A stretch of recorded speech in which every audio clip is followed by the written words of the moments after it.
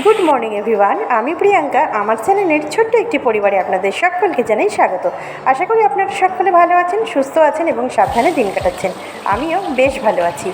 আজকে একটা নতুন দিন, চলুন আপনাদের সঙ্গে একটা নতুন ব্লগ আরম্ভ করে ফেলি আজ সকাল থেকেই। তবে আজকে আমার ব্লগটা দিতে আপনাদের সঙ্গে শেয়ার করতে একটু দেরি হয়ে গেল, তার কারণটা আমি কালকে আপনাদেরকে জানাবো। আজকে বেশ সকালে উঠেছি একটু দেরিতে, প্রায় তখন 7:10, কেননা আজকে আপনাদের দাদাভাইয়ের ছুটি। আর মেয়েরা বলে রেখেছিল আজকে না স্কুলে যাবে না, ওদের পড়া আছে, কালকে টিচার্স ডে, তার প্রিপারেশন নেবে, সেই কারণেই। আর সেই সব কেনাকাটা করতে গিয়েই আমার বেসিক্যালি দেরি হয়েছে। তো কালকের আপনাদেরকে একটা অন্যরকম ব্লগ দেবো আশা করি। তো চলুন, আজকে দেখুন উঠেছি বললাম একটু দেরিতে, উঠে চা খেয়ে স্নান সেরে এসে রান্না বসিয়ে দিয়েছি।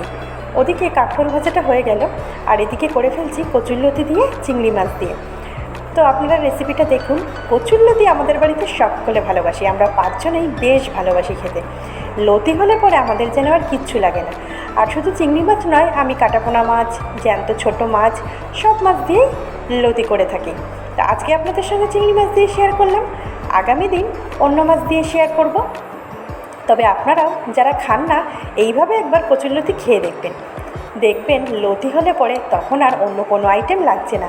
লতি দিয়েই গরম গরম এক থালা ভাত আপনারা খেয়ে নিতে পারবেন। এটা অবশ্য কথার কথা, এখন আর কেউ এক থালা ভাত খেতে পারে না, সবারই কিছু না কিছু প্রবলেম আছে। তো যাই হোক, আপনাদের সঙ্গে কথা বলতে বলতে দেখুন লতিটা আমার হয়ে গেল,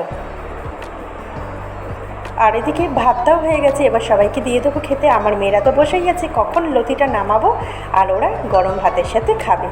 আর তারপরে ভাতটা ওদেরকে দিয়ে আমি কিছুক্ষণ পর মাছটা করে ফেলেছিলাম। আজকের করেছি সর্ষে বাটা দিয়ে ভেটকি মাছ। যাদের গ্যাস অম্বলের সমস্যা আছে অথচ সর্ষে বাটা খেতে ভালো করেন, তাদের জন্য কিন্তু আজকের রেসিপিটা বেশ একটা ইউনিক রেসিপি যাকে বলে। সর্ষেটাকে ভালো করে বেটে নিয়ে কাঁচা লঙ্কা দিয়ে এরকমভাবে ছাঁকনির সাহায্যে ছেঁকে নেবেন, আর তার মধ্যে জল দিয়ে একটুখানি পুরোটা মিক্সড করে নেবেন। দেখবেন সর্ষের যে ছোকরা বা ছাবড়া অনেকে বলে, সেগুলি পুরোটা ফেলে দিলে পরে গ্যাস অম্বলটা হয় না, অনেকটা গ্যাস অম্বলের সমস্যা থেকে মুক্তি পাবেন। আর ভেটকি মাছটা যেহেতু নরম মাছ, আমি একটু কমই ভাজি, তাই ভেটকি মাছটা অল্প করেই ভেজেছি। অবশ্য অন্য মাছ আমাদের ঘরে বেশ কড়াকড়ি ভাজা হয়, কিছু কিছু মাছ থাকে জানেন তো, সেগুলি না খুব অল্প পরিমাণে ভাজতে হয়, নাহলে সেই মাছের টেস্ট একদম নষ্ট হয়ে যায়।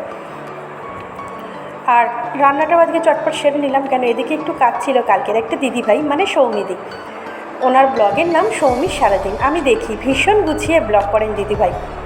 সৌমিদি বলেছিল আমরা নতুন বাড়িতে এখনও যাইনি। আসলে কি বলতো, আমি সব বন্ধুদেরকেই বলছি, বেসিক্যালি সৌমিদিকে উদ্দেশ্য করেই বলছি এটা। আমাদের নতুন বাড়ি আমাদের পুরনো বাড়ির সাথে একসাথেই হয়েছে। আমাদের বাড়ির সামনে তো অনেকটা বড় উঠান ছিল, সেই উঠানের মধ্যেই নতুন ঘর করা হয়েছে।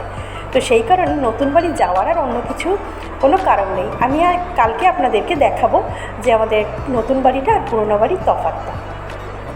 তো সেই কারণে নতুন করে আর নতুন বাড়িতে যাওয়ার কিছু নেই। তবে আজকে রান্নাটা শেষ করে আমার বরের যেহেতু ছুটি ছিল, জানলার যে কাঁচগুলি লাগানো হয়নি আমাদের, আজকে সেই কাঁচগুলি লাগানো হয়েছে। তবে পুরোটা কমপ্লিট করতে পারিনি, একদিনে তো এতগুলি জানলা করা অসম্ভব, তাই বেশ কিছুটা হয়ে গেছে, আর কয়েকটা বাকি আছে। তো চলুন, মাছটা আমার হয়ে গেল। এরপরে ওপর থেকে কাঁচা সর্ষের তেল না ছড়ালে কিন্তু সর্ষে বাটা একদমই বৃথা হয়ে যায় রান্নাটা, তাই না? কি বলেন আপনারাও ছড়ান নিশ্চয়ই সর্ষে বাটা বা পোস্তর ওপর কাঁচা তেল। তো দেখুন, আপনাদের দাদাভাই কাঁচগুলি লাগিয়ে ফেলছে। তো কাঁচগুলি লাগালেই আজকের মতন আমার ব্লগ এখানেই রাখলাম বন্ধুরা। আশা করি ভালো লাগবে। ভালো লাগলে অবশ্যই পাশে থাকবেন চ্যানেলটা সাবস্ক্রাইব করে। এতক্ষণ ধরে পুরো ভিডিওটা দেখার জন্য আপনাদের সকলকে জানাই thank you so much. Tata, শুভরাত্রি, সবাই ভালো থাকবেন।